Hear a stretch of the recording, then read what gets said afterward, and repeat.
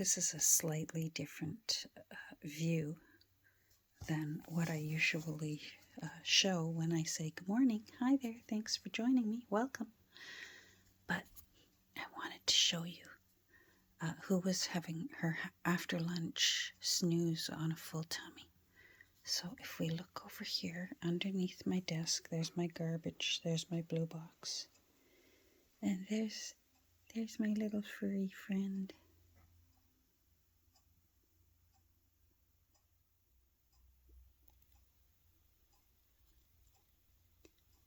Hopefully her full tummy will keep her asleep for a while, and we can get some work done over here. So I'm going to, give me a second, and I am going to set my camera up onto its holder up there, and we'll get going. So hold on. Okay, so hopefully this works. I better put this back. Hold on, I'll be back again. All right, I knew that if I didn't put that little tiny little piece back right away, then I was going to be looking for it later today and not be able to find it. So there we go. Now, hopefully you can hear me. I was speaking a little quieter earlier because you know who is asleep, and I am an experienced enough mother to know don't poke the little bear when the little bear is having a nap. So I've been playing with grungy Edith, having so much fun. Oh my goodness, these journals are turning out to be even more fun than I thought they would be. And I think the watercolor papers and watercolor paint rags, faux paint rags, have just made it for me. Just that little pop of color. I just needed a little pop of color. So I've used a bit of the paint rag here to make a little rough, grungy looking ruffle right there. Let me lift it up so you can see it better. I sewed it by hand, but then I used my iron to press it down really, really flat. So I really like how that turned out. I've done a lot of things using offcuts. I glued that there so that you can actually tell that it's from the book. But what it is here, I'll just use this. It is a tuck spot. The music page was too long and I flipped it up. So on both sides there is a little tuck there. But in this case I used some of the watercolor paper. Now another thing I did, if you recall my embarrassing attempt at lace tea dyeing, for this envelope in the back that I've got a little bit of a fussy cut of the one page that has some nice little individual flowers. I put a clover that's got a little butterfly on it, and then I used a label there. So what I've done is made another pocket using the watercolor blends, but still leaving it very evident that this is out of the book. And for the meantime, I've just tucked doily in there. The new owner can tuck whatever they like in there, and I like how this little space has turned out. And don't forget, this also flips back and there's a tuck area here. And you might say, hold on, that's not Edith. Please remember that is actually from the original text block from this book, which was a gardening book. So I figured that gave it free rein to be allowed to be in this book. I also made a pocket here. Hold on, let me. And then what I did was I have a stencil of a lace doily that I love. Again, I will be sad when that wears out, but I'm going to try not to think about it right now. So I did it in behind. This is also an original page out of the text block from this gardening book.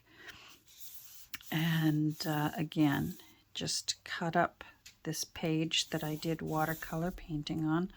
And in this case, I inked around the edge with that lovely green ink that's my new favorite green ink, which is the VersaFine Claire called Shady Lane. And it's my new favorite green ink. So,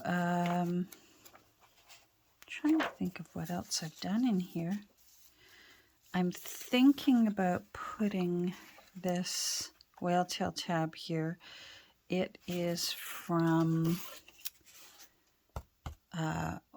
watercolor on watercolor paper. So I like how that looks. This is from the Edwardian Lady text block. So I'm going to, something will go in there. Not sure what, but it just fit perfectly onto that page. That was a leftover page from one of my previous year's bullet journals. So I like how that turned out, and that there happens to be a little bird over here. Probably keeping an eye on those yummy looking dragonflies. Anything else? Did I do anything else? Not wanting to waste anything. The page that had the clover from here, I used the number and just put it up here, and a little bit of lace there. And I like that. Just using up the bits and pieces, what we do when we make junk journals, right? Nothing gets wasted. These pages that I put in are really pushing my comfort zone because they are snow white with blue. And I've seen other people use white pages into their journals, and I think, oh gosh, that looks nice. And when I go and do it, I'm sort of going, and worrying and second guessing my choice of putting this in. But I feel like by adding the little bit of blue with the lace, that makes me a little more comfortable. And there's blue lines on this page, and of course the blue there. It makes me feel better, and I'm happy with that now. And then I also played with it over here. Another little pocket here. I loved this one because it's part of a letter, and one of the other pockets, whoever the new owner is, they'll have to read the pockets and see.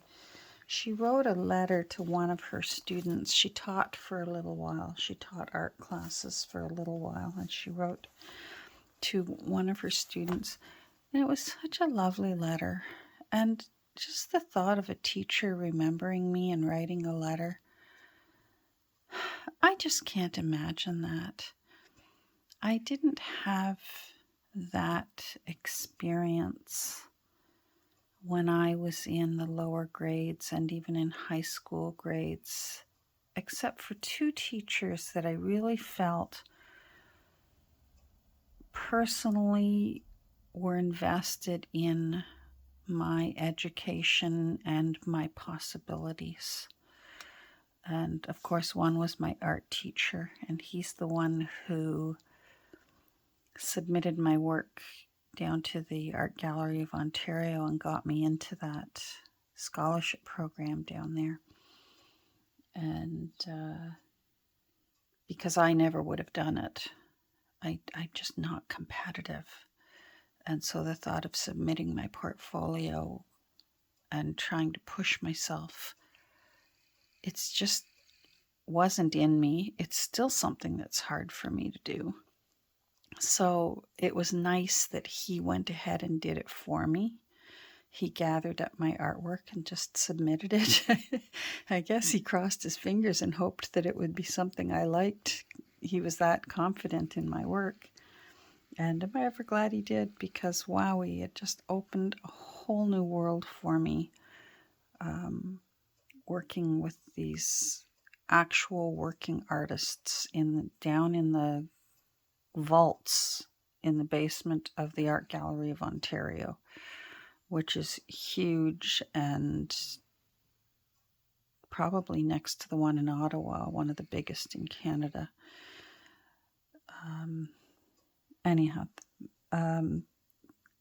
So to have a teacher that invested in even just follow up with their students, because I had to keep that where it just says, yours affectionately, Edith Holden, from this letter that she wrote to a student of hers. It just makes me like her even more. And it doesn't surprise me, that her love of nature and obviously her love of sharing her skills with her students. And I just get the impression that she had a contented life. I like to hope that the reason she married later in life was because, first of all, her life was full and happy and enjoyable, and she didn't feel the need, and fortunately didn't have the pressure to get married and have a man provide for her. Fortunately, she was in a situation where her father was able to keep her and her sisters in a comfortable lifestyle and be able to do that. So that's why I like to think and hope that when she did get married later, it was for love. And anyhow, that's what I imagine. Maybe one day we'll meet. That'd be nice. Anyhow, so I really wanted that yours affectionately, Edith Holden, there. I wish there was actually a copy of the letter. It must exist somewhere because they have it word for word. And it's somewhere. The actual body of the letter it's one of the pockets in here somewhere. Here it is, where she's asking, how's dear old Rob and Jess and Molly and Joey? Please give my love to them. I hope you will all like the pictures. So she sent some photos along with it. And so my dear little boy, I must say goodbye with all the best good wishes and much love to you all. Oh my goodness. I want that teacher. Anyhow, so I had two, and I should be grateful for that there were two. Mr. Bosey and Mrs. Laframboise. Isn't that a great name? Laframboise. Raspberry. Mrs. Raspberry. And I love when she signed my yearbook, my last yearbook in high school. She drew a picture. She was my mythology teacher. And so we'd studied, of course, myths from different countries, which was my first time reading, Zen and the Art of Motorcycle Maintenance and such, which is still a favorite of mine. And I love in my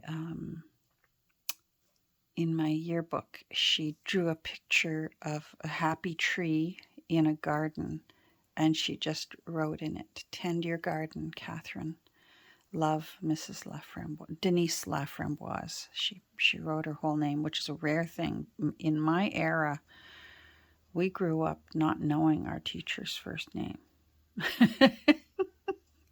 They were always just Mr. or Mrs.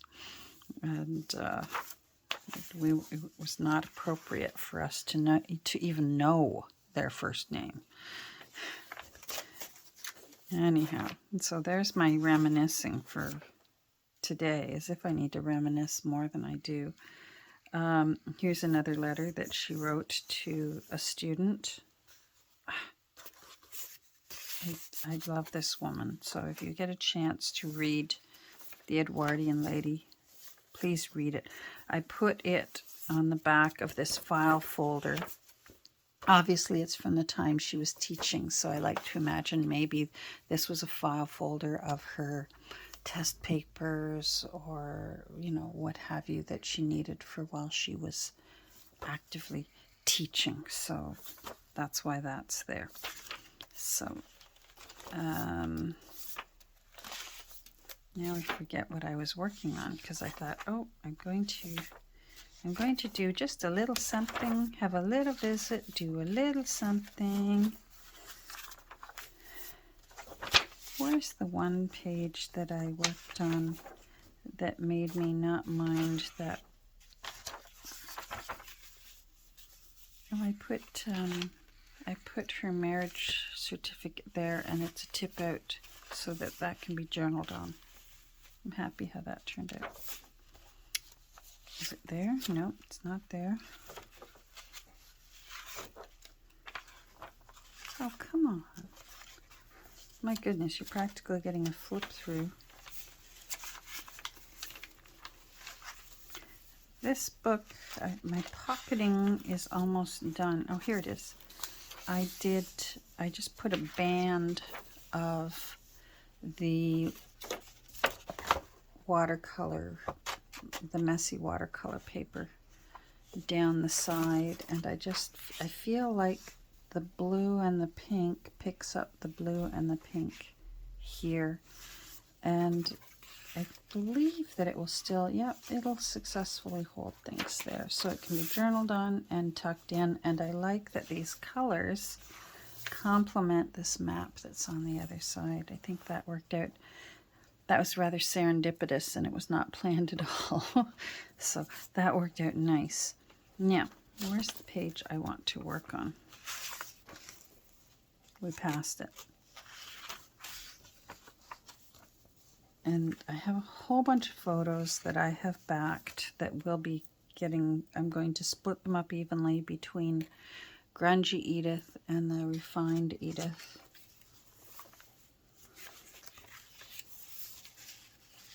Oh, I'm just so happy with this book.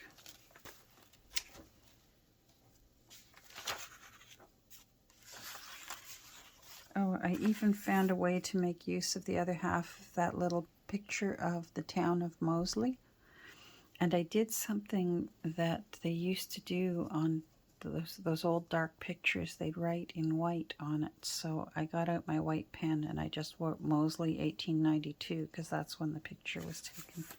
And I just tucked it in there.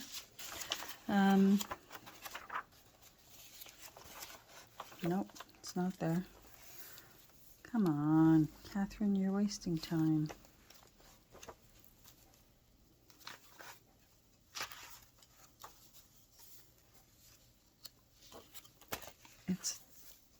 It's a tip out, and there aren't too many in this book, because I didn't want, there it is. I didn't want to bulk it up too much. There it is, there it is, there it is. So this is a tip out here. And there's a pocket here. Someone else did this sketch, but that's the school that Edith attended. And some of her siblings attended it as well. Anyhow, I want to work over here. Oh, wait, before I get started. This is going on it. I kind of did a thing.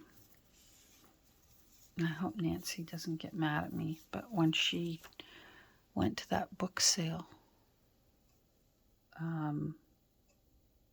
last week, the week before, and she got all kinds of good books. I fell in love with one of the books that she got, and I had to have this book. I had to have it. And I found it on Amazon for it was secondhand. And you know what? It was a price I was willing to pay. I wanted that book of the dog pictures. Of all the old sepia-toned pictures that have dogs in them. Look at this. Oh, I'm so in love. And it's going to be so hard to choose which side to use when I cut it up. Yeah, the price was right, and it even shipped from England in very good time. It was here very quickly. I've had things in Canada take longer to get here than this took to get here from England. I just love this book. It's even more beautiful in person than, and I even love the cover. I will make this cover into a little journal. It's such a nice size for a little journal. This will be easy to cover up with something. So I kind of did a thing, which is rare for me, but you know what? Last weekend was Mother's Day, and I feel like I've given birth to a lot of junk journals, and there's still a lot of journals within me that need to be given birth to, and they're going to have dog pictures in them now. All right, so I have this little picture. This was Bella's house. It's a painting Edith did of Bella's house. And so if you're wondering what's that little house, it's where her friend Belle lived.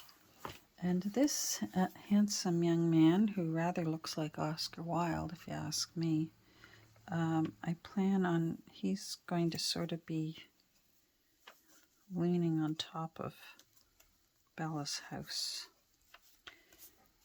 over on this side here, like that. So just as a little kind of a collage-y thing.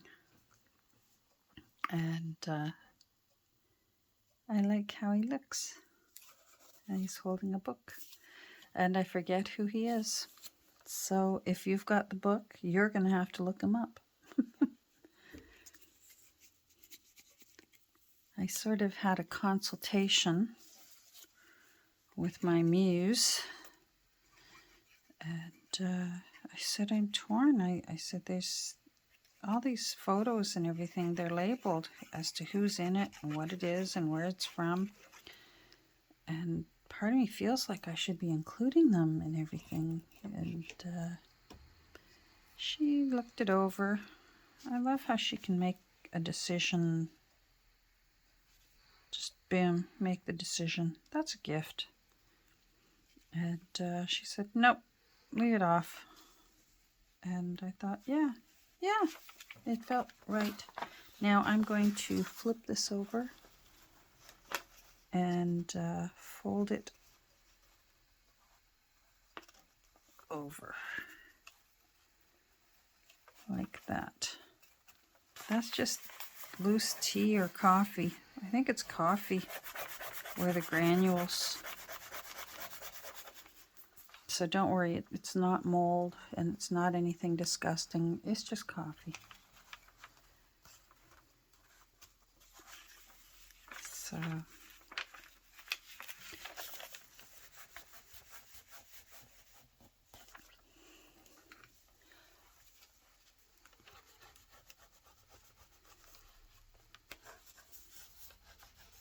these have already been inked around the edges, and I probably already said that, but you know what?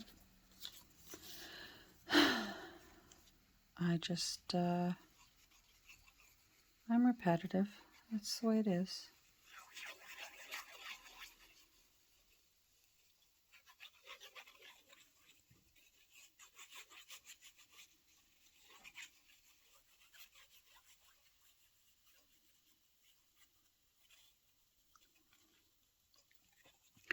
think we have a long weekend coming up this weekend here in Canada. If I remember correctly, I think it's the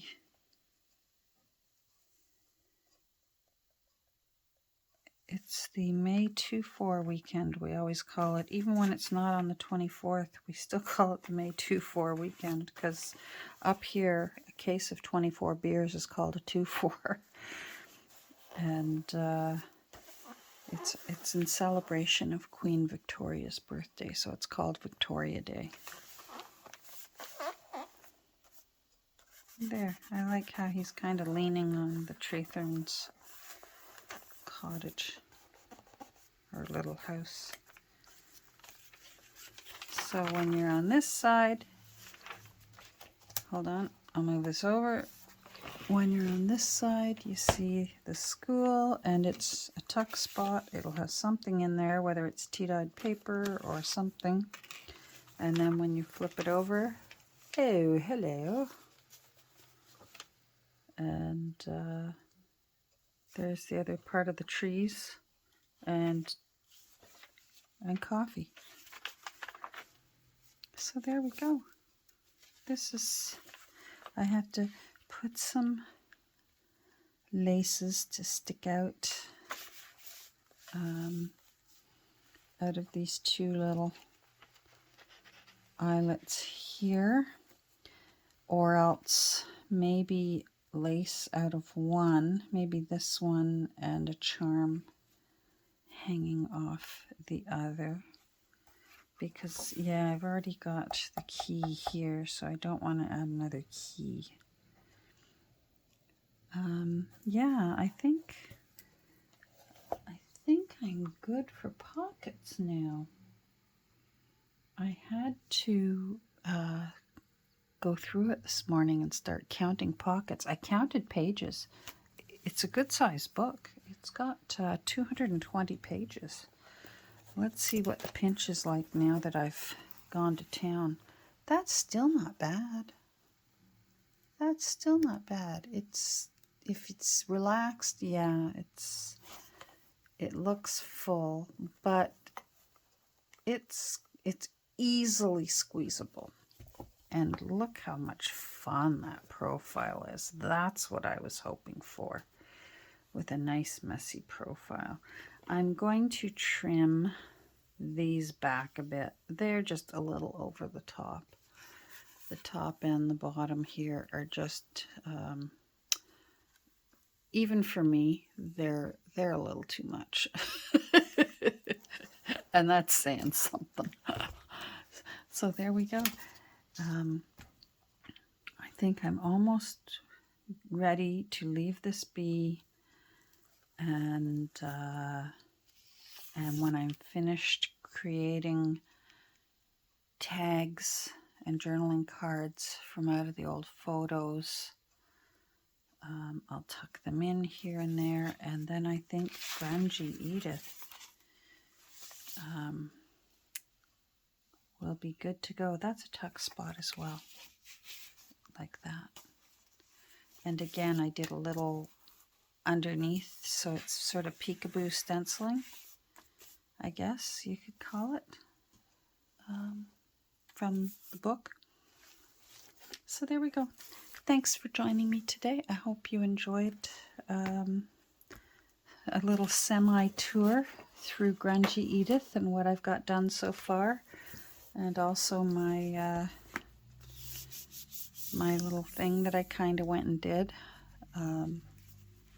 I figure for all the books that I pay $1 or $2 or $3 for, I could treat myself to this one.